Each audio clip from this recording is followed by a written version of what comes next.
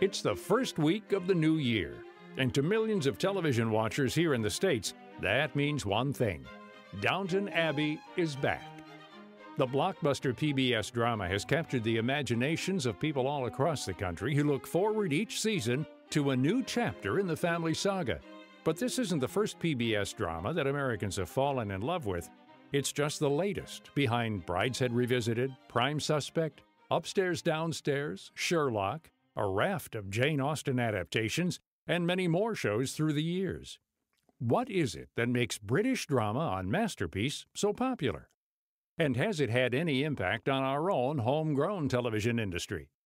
We asked two people who have their fingers on the pulse of American TV. First, Rebecca Eaton, executive producer of Masterpiece for PBS out of WGBH Boston. Eaton is also the author of the book Making Masterpiece, about her 25 years behind the scenes seeking out many of the shows American audiences will see on Masterpiece. Eaton says that one reason we love British drama is because it's British drama. I've always said that Anglophilia is not a dirty word. To love all things English is a common disease that a lot of people have. I had it as a child. I loved all things English. I don't know why. Something about the scale of English life, the reverence for good writing, their history of drama, all the way back to Christopher Marlowe, Shakespeare, their reverence for their own past, preserving their buildings, their traditions.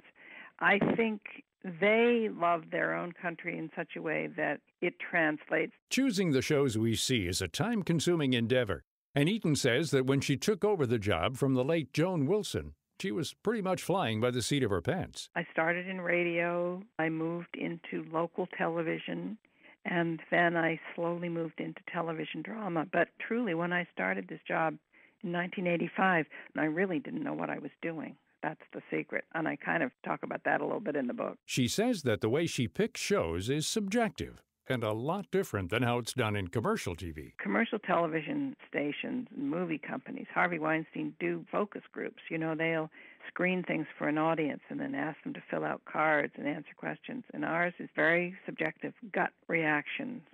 More than 75% of what we do now are projects based on scripts. In other words, all I have is one episode of a 10-part series to decide whether or not to co-produce it. So what that requires is being able to read a script and make the television show in your head. I mean, you kind of have to imagine from just words on a page how this is going to look and how it's going to play without knowing who the actors are going to be.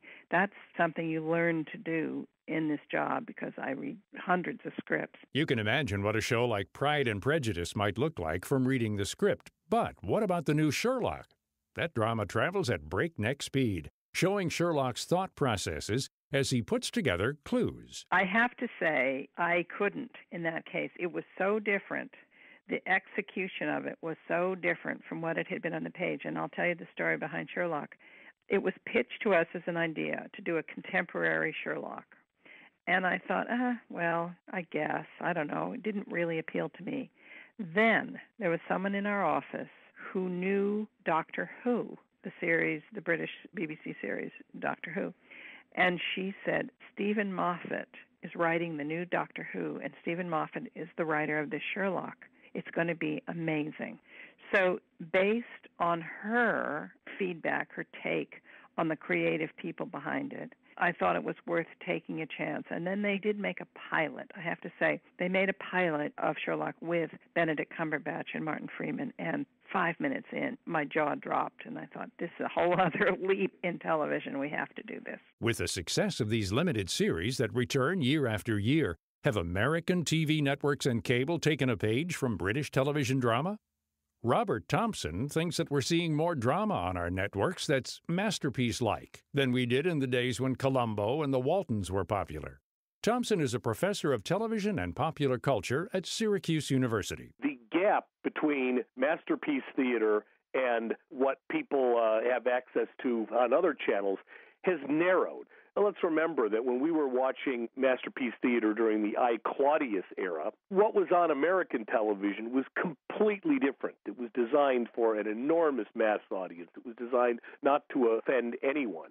Now, of course, we've got things on FX and AMC and HBO and Showtime, which appeal to an even smaller audience than what Masterpiece Theater did once upon a time. Mad Men, for example, gets an audience of 2 million on some nights, and it won all these awards and was on the cover of magazines and all of the rest of it.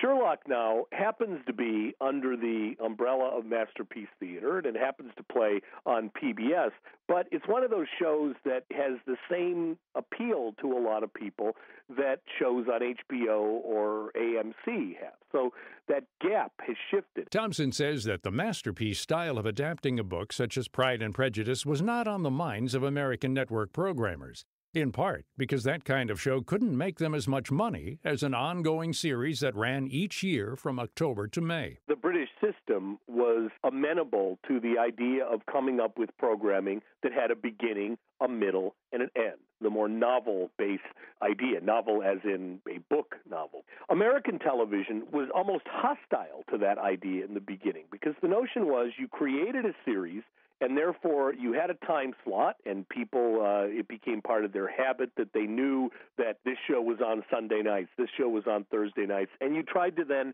have that go as long as it possibly could, which not only everybody knew where it was, so it was an advertisement for itself, so they watched every week, but also it built up the value in syndicated reruns, where the big money is in fact made in television. So if you could have a show go for more than 100 episodes, it had all of this ability to continue to make profit after it was over. In the 1970s, American TV networks tried the miniseries, and many of them were extremely popular. However, Thompson says they had a limited lifespan, and that meant less overall revenue for the networks. These days, though, they've combined the limited series with the traditional format to create a new type of program that can live on from year to year. I think it is true that it was in some ways inspired by some of the British programming. We didn't start seeing the really big miniseries here until the late 70s. Roots and all those miniseries that Richard Chamberlain starred in, Shogun, and those kinds of programs. And we're getting back into those now, but in a different kind of way. I think in some ways American Horror Story is a miniseries and a series hybrid. It keeps coming back under the same title, but each new season is a completely different entity. That's also true of things like True Detective and Fargo, which is going to be coming back. So it's more of a hybrid. Not only has U.S. television moved toward the British style of programming, Rebecca Eaton says that the actors from Masterpiece shows are in demand by American TV and film producers. Since the success of Sherlock and Downton Abbey, there is a lot more interest from cable companies for British drama. These actors are the hottest things around now, whether it's Eddie Redmayne or Carey Mulligan or Benedict Cumberbatch, Tom Hiddleston, these young guys and women who have shown up in television drama that we've done are suddenly in huge demand for feature films. So British drama is very cool at the moment, or very hot. And you will see things like Top of the Lake on the Sundance Channel. That's actually shot in New Zealand. That's a co-production with the BBC, or Netflix is doing British drama. So I think there's a huge resurgence of interest in British drama, maybe because of Downton. Many of the most popular series on Masterpiece have continued for many seasons, though not necessarily showing up every year. What makes a series like Prime Suspect with Helen Mirren, Poirot with David Suchet, and the Inspector Lewis series keep coming back?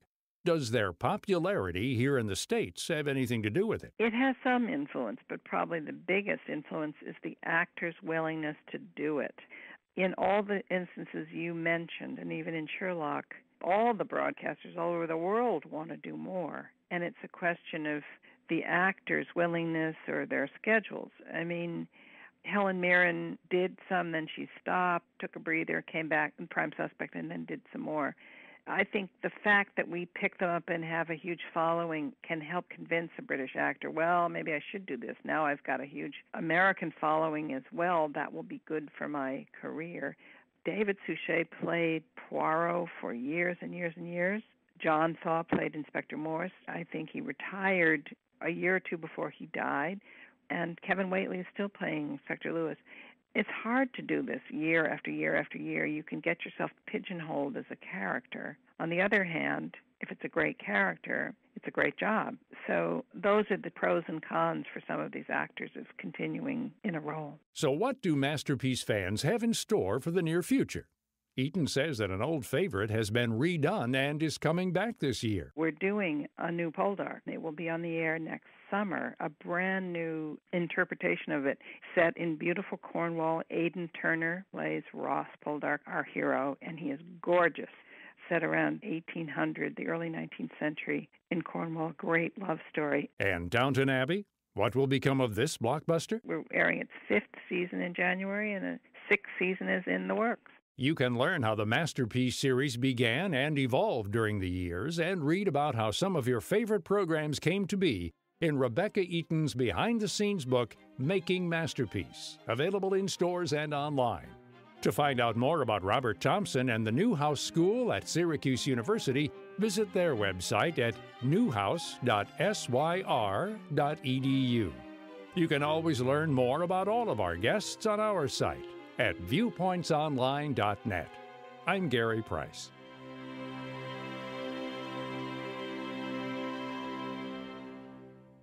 And now, for Geico's stuff found in your car, we go inside your backseat vent. Hello, the French fry by the pink crayon. Last week I was king of the car seat, and then your kid's favorite song stopped and boom, meltdown. Remember, it took you 15 minutes to clean up. 15 minutes you could have spent switching to Geico and saving hundreds of dollars on your car insurance. Please find us. If it gets any hotter, Pinky over there's gonna have a different kind of meltdown. Geico. 15 minutes could save you 15% or more on car insurance. Visit geico.com today. Attention men, are you urinating often, waking at night to urinate? We want to send you a free bottle of Super Beta Prostate, made with a natural ingredient that supports healthy urine flow, bladder emptying, and is shown to reduce waking at night from the urge to urinate. You can try Super Beta Prostate free, only pay shipping and handling. This free giveaway is available while supplies last. For details, just call 800-519-0490. That's 800-519-0490. Call 800-519-0490.